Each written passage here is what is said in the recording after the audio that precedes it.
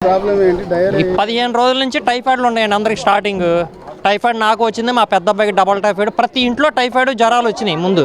ఆ 4-5 డేస్ నుంచి డయేరియాతో అందరికీ విరోచనాలు వరుస పెట్టి, వాంతులు, విరోచనాలు ప్రతి ఇంట్లో కూడా పడ్డారు. ప్రతి ఇంట్లో కూడా అడ్డం పడ్డారు. అదేంటంటే ఏ ప్రాబ్లం వాళ్ళు చెప్పట్లా. మెయిన్ ప్రాబ్లం అంటే డ్రైనేజీలు ఎన్నిసార్లు కంప్లైంట్ ఇచ్చినా అక్కడ కారిపోతుంది, ఫుల్గా పైకి వచ్చి పొంగిపోద్ది. కంప్లైంట్ ఇస్తే వస్తారు, కింద వరకు జస్ట్ పైప్ అయినా వెళ్ళే వరకు పారినంత వరకు చూసుకుంటున్నారు, వెళ్ళిపోతున్నారు. ఆ డ్రైనేజ్ వాటర్ ఎక్కడ పైప్ లీక్ అయినా మొత్తం కలుస్తుంది. ఎక్కడ కలుస్తుంది. డ్రైనేజ్ తెలియదు. కొంతమంది ఎవరో చనిపోయారంటారు, అది బయటికి రానివ్వలేదు. కుక్క పడింది అంటారు, బయటికి రానివ్వలేదు.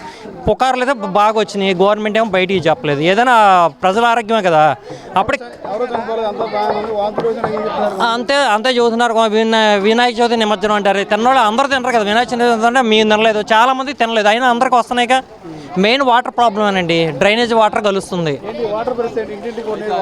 ఇది ఇంటింటికి ఒక పూట బాగా ఇచ్చారు, తర్వాత చూస్తున్నారుగా మీరు కూడా పరిస్థితి. క్యాన్లు ఇచ్చారు, వాళ్ళు ఇచ్చిన క్యాన్లు మళ్ళీ తీసుకుని పాతకి ఇస్తున్నారు, మళ్ళీ తీసుకొని అంటారు ఈ మేము ఇచ్చిన క్యాన్లు మాకేమైనా కొత్తగా వస్తాయి ఇంట్లో.